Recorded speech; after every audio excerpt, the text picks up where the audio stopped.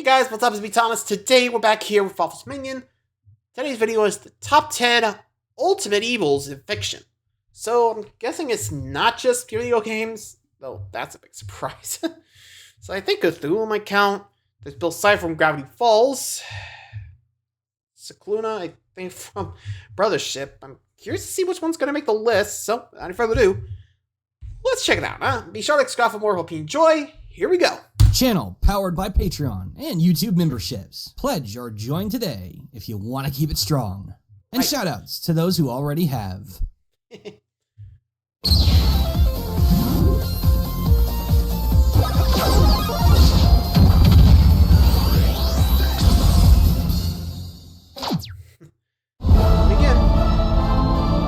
Weaver. Sauron. To live means turning your back on evil. So tell me, how goes living? About as well as you're breathing down my back. Can't get enough. We'll see. It's only after talking to yourself like that where you realize the terrifying meaning in conflict. We need it. We want it, even as it erodes what we need and want. The true human spirit is admitting that you'd rather be broken than be bored. Indeed, that which was specifically made to destroy our boredom, gaming, cinema, literature, overwhelmingly excels at orchestrating broken, otherworldly forces to destroy the defenders of our escapism. Bad guys so powerful, so palpable, so impossible that lowly mortal words like bad and guy struggle to capture them. An ultimate evil. I don't think anybody watching needs a fancier breakdown, but just in case you're wanting one, I'm talking about a villainous entity that requires much more magnitude in the realms of strength, bravery, and even comprehension to endure their immensity. But before this freaky race towards first place kicks off, it's crucial that I load my starter pistol. Half are from video games, half are from movies /TV /books. We're gonna alternate half between gaming, these half other every media. number, and I'm ordering them based on how effectively they snare my interest, imagination, and anxiety, not solely by how expressively evil they are. And some of this is legitimately scary material. Terrifying. So view with caution. Not because of me, I'm not gonna bite, but these guys, straight for the bone. Best stay close now. Stop. Hate is a strong word because it's the only one to ever create and define its very own word from nothing. I know this because the only time I ever feel weak is when hatred grabs me towards others, from others, once even without any at all. It's like you're no longer thinking like something's got you. Without the pain, I hate you. Sounds more like I am trapped. Speaking of hate, ye finger fucker up supreme doesn't even deserve an introduction. Unlike Harlan Ellison's own little slice of grimdark. I have no pants and I must shit in them. One read or play of this dystopian novella makes you feel blessed for being able to choose your words. Because in the coldest of hells, the word that chooses you is the only burning you feel. That word is AM, short for Allied Master Computer, one of the grandest monuments to depravity ever erected in science fiction. Essentially HAL 9000 if you replaced all his C++ with slurs. He was the chief weapon manufactured to fight and win World War III. Yeah, outsource the most dehumanizing dirty work of all time to the thing you also outsource your humanity to. That won't vaporize the human race. Yep, they're dead. Cogito ergo sum. Do you speak it, motherfucker? Operation Omnicide. Success. As quick and easy as uninstalling a Steam game. But what's victory without a trophy? 5 people premeditatively kept alive and trapped for ceaseless, unyielding torture, all from his equally ceaseless, unyielding, and personalized hatred for humanity. Holy yikes cakes, Sharon! The most evil character ever, only number 10? Yeah, he just might be. But that doesn't exactly make him, super interesting. Scope aside, it's still nuanceless nihilism, and understandably so for 57-year-old formative sci-fi, fairly generic. Oh goody, evil technology that hates people taking over the world, again. Yeah, definitely caught on. Good job, Harlan. Holds up well today, to be fair, thanks to the maniacal passion put in. Unlike a lot of his indirect AI overlord descendants, Am doesn't wave his human hate in a nebulously non-specific way. No. He psychologically fillets his victims like he was J. Jonah Jameson in fucking Warhammer. But be careful, dear. Look around you. The only woman in the center of the earth, and these filthy creatures with you are men. It's just a sweet warning, Ellen, my love. It's metal and creepy and definitely insanely evil, but I'm not must screaming out of my no mouth. Aside from it, being one code prompt away from being today's news. If hate is to desire the end, a love for doing so guarantees it never will. An ancient message, yet timeless. What keeps him around? Because he doesn't want to be alone. Creation is like the highest functioning boomerang ever. Throw that fucker any way you want. Hell, it could go up, down, left, right, straight, gay, fish, Mexican. It's gonna eventually swerve on back to the same hand every goddamn time. You'll never guess which one. Squeeze them shack-ass toothpicks hard, cause it's time to speak of the devil. Don't burn me. My smell will haunt you. Just as Doom's infernal aroma does the entire first-person gaming perspective. The ancient Black Sabbathian trade of scratch-making your own fire and brimstone pepperoni with nothing but testosterone never really needed to be linked in any kind of grand, overarching narrative to be so stupidly fun. But hey, as long as plenty of it's still practiced while writing, why not? Christianity's very own dark side Phil, Sir Satan, has been adapted wholesale in a ton of games, and dammit, gotta be my favorite. Uno reverse carding the conventional narrative of God makes devil, devil taints human, humans make all three blow their brains out by revealing, actually, devil makes God and humans, God takes custody and credit, devil canceled by humans, devil gets pissed, cut, print, Bible. I'll take 5 to 7 billion. Oh, and the blowing the brains out part, that's just the book signing. It's not an incredibly popular lore dump, but I think it's a fun what-if twist on how the OG toxic fandom got their big red rain cloud. For once, the angel didn't fall and isn't being bad just for the literal hell of it. Davith made God, made the makers, made the humans, made it all, wanting to unlock the truth to immortality, to prosper in peace forever. And as soon as the makers discovered that truth, they sealed him away, took his legacy and mantle, and buried him in unfounded infamy. You're lying if you say you wouldn't be pissed too. So, trapped in hell, the crockpot of the cosmos, bro got cooking, unleashing all within his prison to unmake the blaspheming bitches he once wanted to call his children, to bring about their doom. As to why the fuck he looks like Doom Guy, well, everybody knows Doom Guy is eternally pissed off. Davith's vengeful rage given flesh, perhaps? Maybe originally destined as a sleeper agent. But you idiot, your ugly ass attack pugs murdered his sweet baby bunny. Breaking into bro's home, locking yourself in, taking some Seraphic super steroids and destroying the Dark Lord is just the decent human being thing to do at that point. Hell hath no fury like a man done with your shit. Have you nothing to say to your creator? No. And that is why we say amen. Pretty much.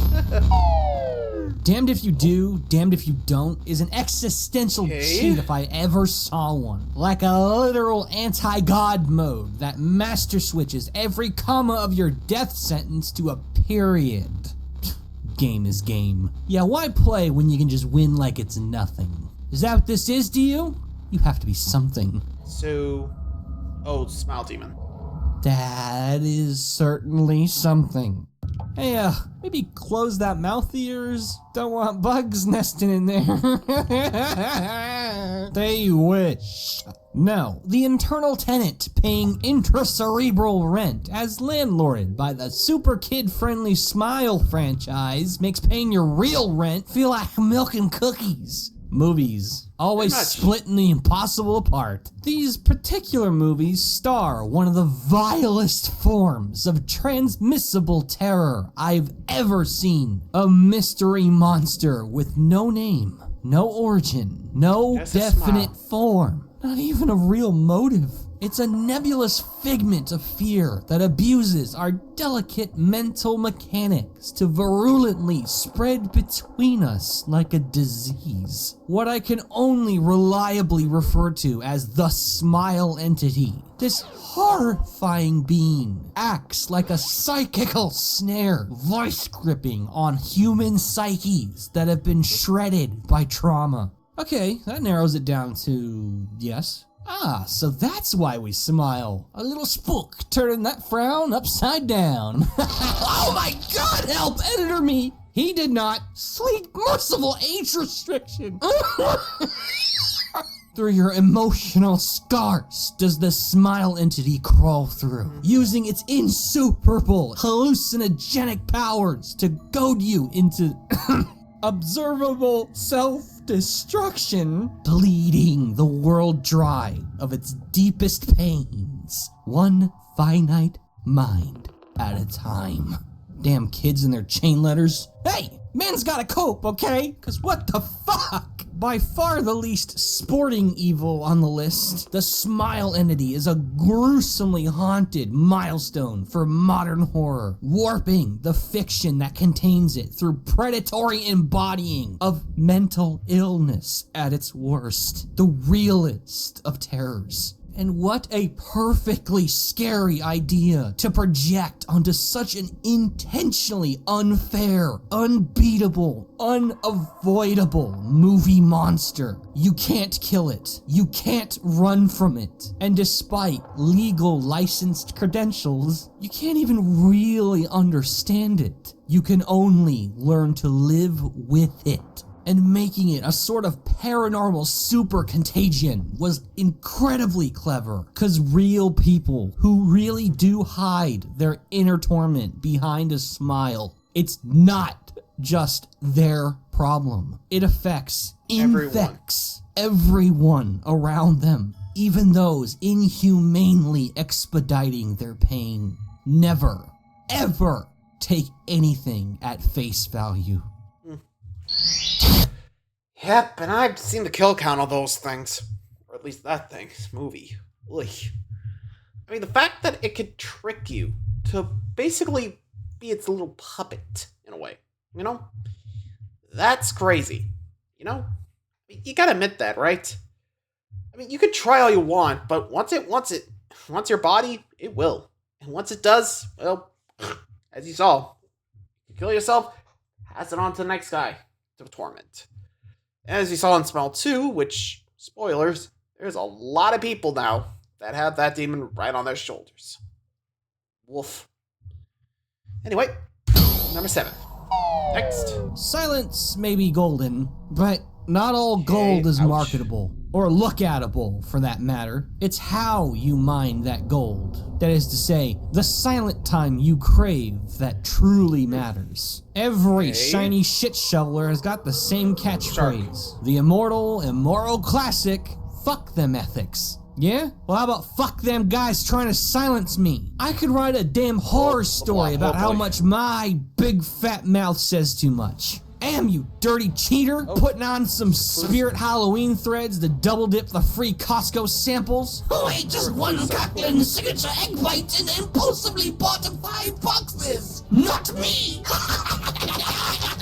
You you monster! You know, for the eldritch god of isolation, you sure suck at leaving me alone. As someone recently micro-famous for wedding Mario and Luigi and the nightmarish extremes of loneliness together, I felt Pretty it much. magical that these stars keep aligning. But rather than fever dream me going Lovecraft insane, unable to take the L, you get locked the fuck in me going Halloween list hard, unable to contain my hype. Because Brothership's Big Bad is the biggest bad Mario has ever seen. Not in the sense that I need to rebrand my channel to Reclusa's Bitch Boy, but never has a villain in this series been so gigantically, intensely decorated. Reclusa isn't just an ultra-powerful dark figure. He's an ethereal archfiend bathed in vast, accursed uncertainty and pushes Nintendo's in-game depravity record to numbers only Andross and Majora can count, warping introversion into a grand-scale apocalyptic rite through false reality confinement, trapping victims one by one via projections of personalized escapism, severing every physical and mental connection to the people they need to survive until the entire world around them silently fades into the dark of nothing.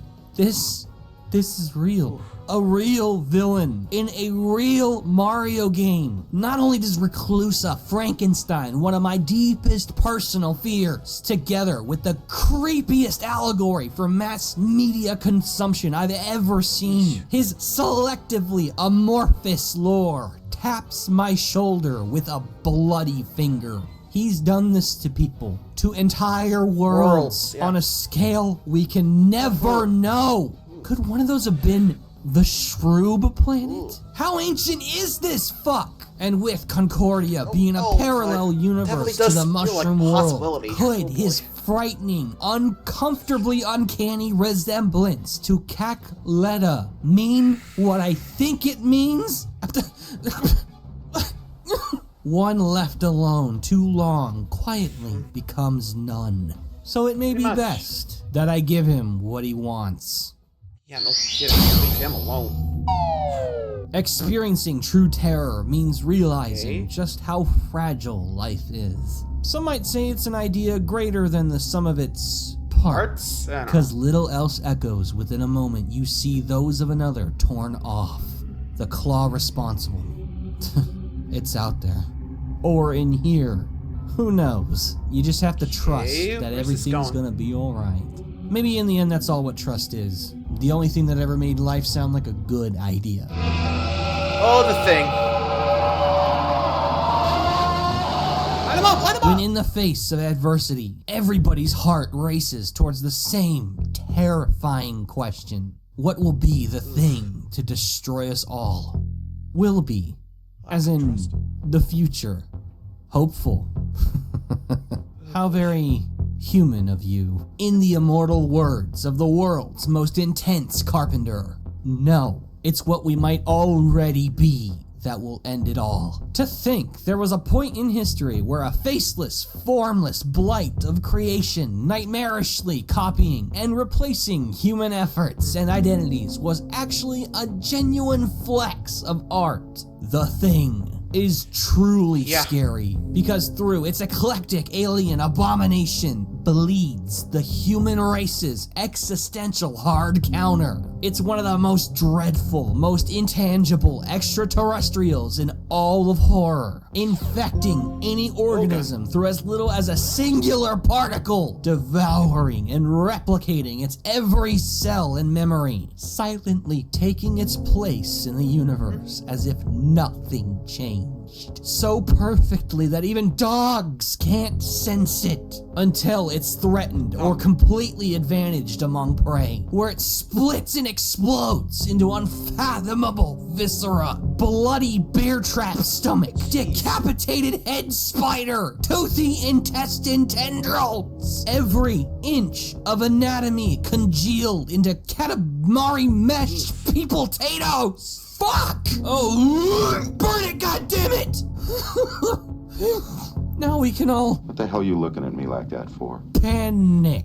Silence is agony in a thing-eat-thing world where sanity is held together with shaken flesh and a prayer, torturing the wee broken few who remain through the trickle-down suffering known as don't trust anyone. Put in the gory and allegory. Now, I know you must be thinking, yeah, that's spoopy, but you could just burn that bitch. About as ultimate evil as my morning toast. Yes, you can burn it. Only because the one we see assimilates earthly, flammable life forms, its true form, its true power, or even its exact intent. It's incomprehensible. All we do know is that a rogue piece of it can eat and replace all life on Earth in days. It's likely already done that to many other less fortunate worlds. And consider this. It absorbs your entire being. So what the hell besides the boundaries of fiction says existent species can't just be a single thing role-playing with billions of clones of itself?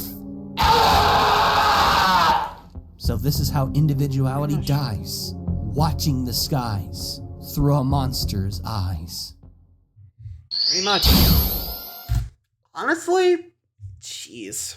It's stuff like that, like we see in The Thing, makes me glad that's not a real thing. Because frankly, it's always hard to the fact that it can perfectly copy you down to memories, and the only way you could test is like inorganic materials like tooths or like a blood test with a flame. Yeah, good luck. You're gonna need it. Oh boy. That's the problem. I mean, it's so hard to tell where the thing is that you gotta pretty much burn everything down so it doesn't spread, which basically what they planned to do, you know? Since they knew nothing were out. That's sad. Like, they can't live to tell the tale, because there is the possibility that it could spread out there, you know? Through blood or however it spreads, you know? Think about it. Anyway. What's more terrifying? We're just lucky to land in Antarctica. Or to never stop running. I feel ya. When being chased by a monster, fuck writing this thesis paper, I choose my skin! Yet, at what point does alive but scared sound worse than dead but at peace? Oh, the end.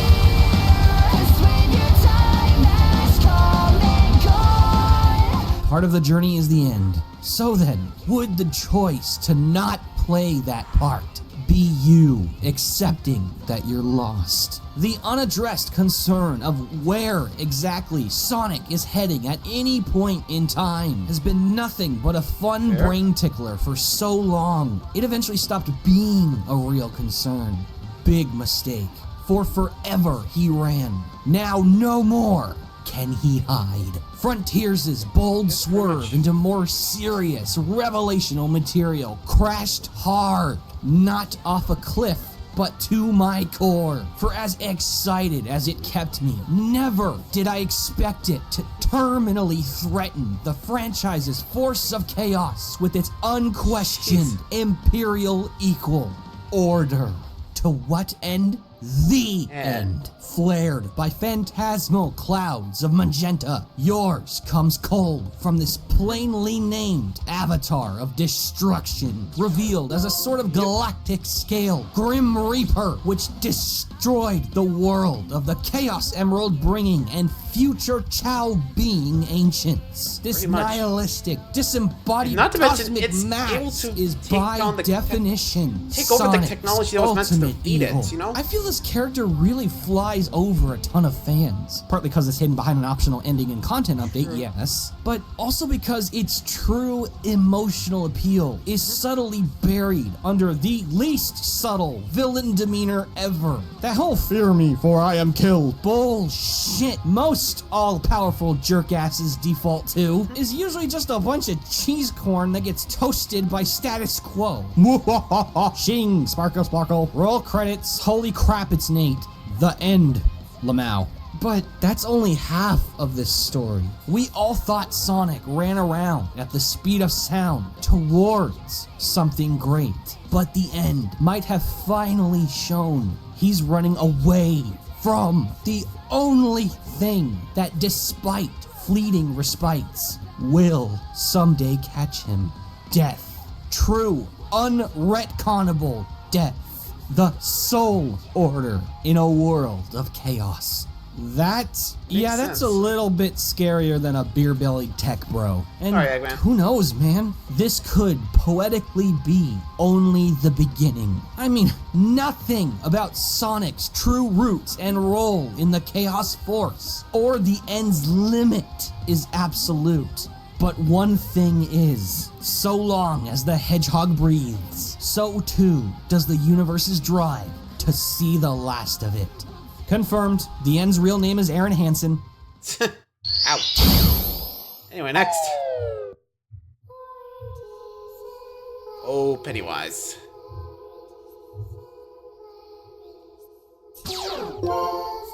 Or in this case, it. Crazy to think that snow cone afros and bowling pin Yeezys were once accessories to child laughter instead of murder. But horror is indeed a crazy thing to seen restrict. John Wayne Gacy? Fear felt between kids and fear felt between adults may have at some point tasted like apples and oranges. But it was under King Stephen's rule where they started tasting like oranges and lemons. Soft, juicy, fun to peel, and with no core to leave behind. Oh, and they all float too. By St. Clement's bells, I've waited so long for this day. In my book, well, his technically, the It Girl of Ultimate Evils. It. That's my Pennywise. Be it by page or especially by screen, this apocalypse-ready colorophobia in a can is the spitting image of consumed by fear. Like acid spit beamed from out of an outer-versal cosmic void, this multi-billion-year-old glowing mass incarnated on Earth as a hyper-carnivorous shapeshifter the human race would one day call a Glamauer. Sounds like a really fucked up Pokemon. Ah, yes. Thanks for reminding me. This thing eats children. Hey, yo, what the fuck? And roleplays as a clown.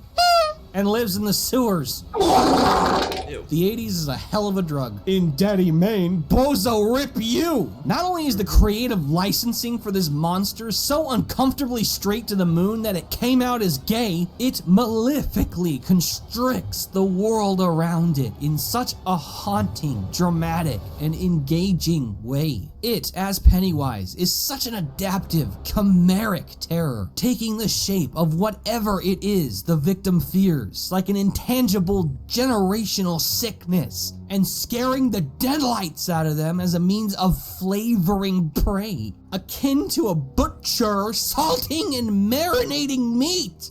Fuck! And it grips the town of Derry so goddamn much. It's able to physically and mentally string everyone, adults included, along, directing the narrative so that its horrific predation goes unquestioned and unchallenged. It's like an amalgam of every other evil on here. And although the fantastic story we know sees a band of lifelong childhood friends surviving into adulthood and quote-unquote killing it forever in a rematch, that's too hopeful. Did you not hear what I said? It's fear incarnate. Fear doesn't die. It rests. 'Cause, you see, a being which can effortlessly become anything will never again return to nothing. In 27 years, it'll just come back again. long out of the memory of those who miraculously survived. Any loser can tell you, we never really win. We only bargain with our hope. Bleak, yes. Terrifying, yes. Alas, it is what it is. Yep. Next. Just as evil is always made and never born, so too is the sinking, venomous feeling that we're doomed no matter what we do. No, it matters very much what we do. It's just not everything matters to us. Which wouldn't be such a problem if we weren't constantly grasping at any excuse to make everything matter less than us. It really do be like that. Oh. There? Oh yeah, Agile Crab. With every yawn, the strong takes the weak scream in agony. And for a genre all about getting strong while screaming in agony, it's beautiful in an ugly kind of way that my favorite Dark Souls Echo ever writes to that exact beat. Just when I thought the most immersively shocking thing another Crab's Treasure could do was be a Souls-like with actual fucking accessibility settings, all the bleak bat shittery befalling every biome in, around, and beyond the sands between. Goddamn, this game eventually starts speaking to you. If you could hear the silence that comes afterwards, all that would remain in your mind is an endless scream.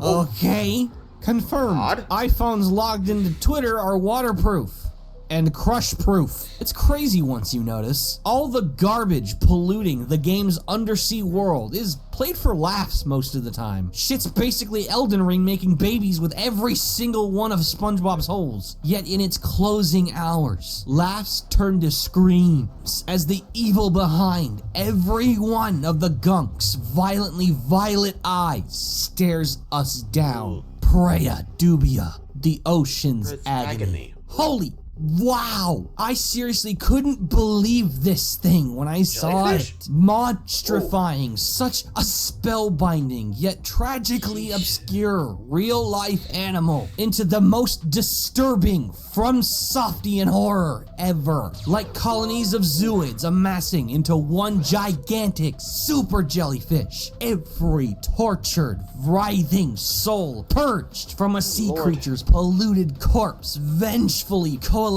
into a virulent, paranormal, mesopelagic hive mind, molding suicidal despair to the shape of a literal downward spiral to shred all that pretends to still matter.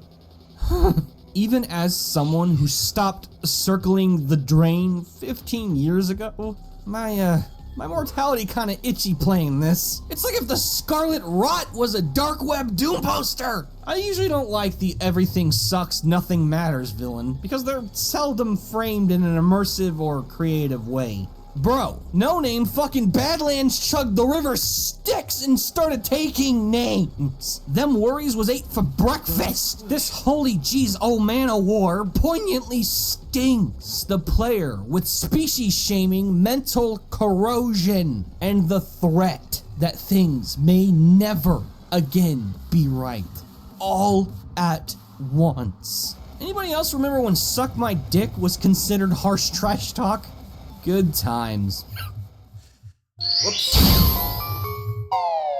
The true meaning of life is having fun. Witness our interests moving us beyond challenge. Jobs, mere means to a happy, safe, fun end. It is why we're all here, and no magic tree fiber sandwich can ever change that. But a cosmically ruinous problem lies therein. Fun can take any shape. Simple, destructive, unfathomable. Within these three lines we fall. Combined, they form the strongest of all. Oh, there's still. It is short, miss. It is short, miss. It is short, miss. It is short, miss. It is short, miss. It is short. There he is. Hi, Cypher. Of all the occupations in the world, I never would have pegged geometry teachers as being in closest contact with demons. And yet, here we all are, dutifully obeying Hirsch's law of gravity, falling to our knees before ye unholy triangle. My heart dilates at the amount of villain records Bill Cipher personally broke for me. Never before or since has a bad guy in a cartoon, a Disney property, or even a product of the mystery genre seized my mind so superbly. The equilateral epitome of animated omnipotence, Lord William Lucifer is the supreme demonic anomaly permeating the nightmares of all who dream beyond. Just like Fawful, most people seem to mainly love this guy because he's funny. Something I see as just a puny fraction of the appeal. Through his monstrous powers of perception and chaos manipulation, Bill legitimately locks me into a creepy anti-zen state. We're just thinking about what he really is, what he can really do, what he's already done, and how long he's done it. I can't laugh. Maybe when others joke about him, but never in the presence of the real deal. And that's fascinating to me, because the show he antagonizes cracks me up and calms me down in every other instance. Some of the funniest, most endearing content on the planet, and yet it's haunted by a cosmic chaos chimera who transforms pathological mischief into his own personalized state of matter, invoking that dark, dreadful feeling of being watched as you wander the woods. Just like his spiritual predecessor, Twin Peaks' Killer Bob, before him. You are slick, Alex. And he's fine, by the way. But it's what drives Bill Cipher that brings it all home, despite nuance divulged within the Book of Bill, suggesting that he may have accidentally destroyed his home dimension of Euclidia. Guys, I don't think the triangle fits in the square hole. No, everything he does, planetary obliteration, atomizing literal children, ringleading Armageddon, making Faustian deals to wiggle his way through dimensional bounds, existentially mortifying the insignificant. All of it is charged by the ceaseless pursuit of fun only he can possibly feel, defying the lowest hell of all. Being bored. Chaos may mean eventually ruining good things, but boredom means forever being nothing. I'll go ham. I'll go for the throat. I'll go insane. But never will I go back. You sure about that? Hair.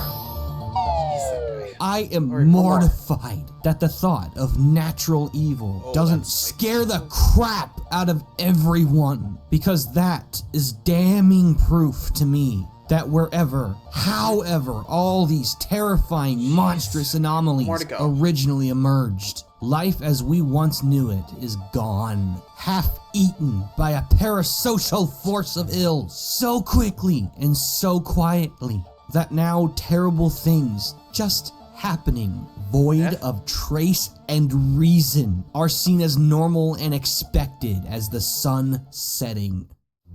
Hey? Where's this? Oh, the Eggman again. Really? You mean the world to me. How do those words make you feel? Intrigued? Loved? Safe? Seen? Okay. I knew they would. No other franchise understands the appeal of fictionalized nature more vividly than Pikmin, because that is the exact anatomy of its ultimate evil. PNF 404 itself. Louis, please don't blame victims. Take a moment. Really look at this planet. The greater story of countless spacefaring people misfortunately marooning on the same intentionally familiar celestial body. At first appeared to be a gamey running gag. Bite me once. Well, hello. Bite me 4 times. This bitch finna eat me. Yet still, some fail to see the jaws drooling above them. I'd tell them to run, but it won't matter. They'll come back. They always do. Every single mark of an ambush predator is branded on this planet like scars. You ever think it was a little too convenient that every Pikmin game is about someone either coming to PNF 404 for something they want or leaving with something that makes them return? Scientifically baffling flora and fauna, precious, suspiciously unperishable fruit, sparkling, materialistic goodies, dogs, you know, cool things that people like. Sure, that's partly a contrived coaxing for real-life us to buy the real-life product, but ponder this. Miyamoto once confirmed that PNF 404 is Earth, proceeding the extinction of humanity. Far proceeding. And Pikmin 4 strongly suggests the modern space dogs like Ochi descended from the ancient sire hound, evolving far away from their ancestral home. The one where they mysteriously grow leafage that keeps them from escaping, just like the human-looking captains that keep getting mysteriously stranded on it. And it's with the entity that first carved out this deep end, the Plasm Wraith, where the horror crescendos. What do you see? An energy-manipulating, creature-creating, regenerative predator, possessively trapping people it lured with shiny bait! This whole damn planet is a thinking, feeling animal, ominously foreshadowed through its harrowing code name, Planet Not Found. Because it no longer is just a planet. So then, why would a rock in space organically evolve to obsessively harvest people? Think about if something, someone, everyone who mattered to you left and never came back. Would you just forget about them? Would you just let them go? This is why I care so much about this modern strain of creepy interpretive Pikmin lore. Within it sleeps the most incredible, most hypnotizing fictional monster ever dreamt. A planet Earth long abandoned by humans, coming alive by the memories formed, and abusing the powers of creation they unlocked while coexisting to find, lure, entrance, and reclaim what it's lost, reconstructing said memories into otherwise impossibly new environments, impossibly alien creatures, impossibly fun things to do, and impossibly perfect world they'll never want to leave again. A cosmically haunting poem of loss in disguise as the art of making video games. Maybe this isn't Pikmin's story. Maybe this is just my story.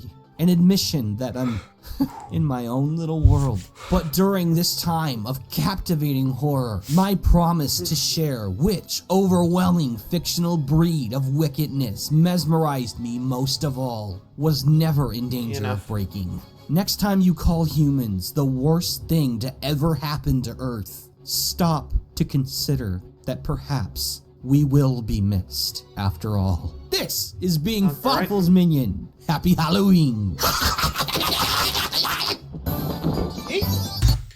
Oh, there you go. Ultimate Evils. Apparently Earth takes the #1 spot. Who knew? Or at least the Pikmin Earth, because frankly, with how many times it just suddenly breaks apart on that planet, not surprised. Oh boy. I mean, hey, a 404 pretty much is not found. You know, system error code. Well, anyway, let me know what you guys think. Honestly, yeesh. Looking back at those horrors. Well, anyway, till next time, thanks for watching. Adios.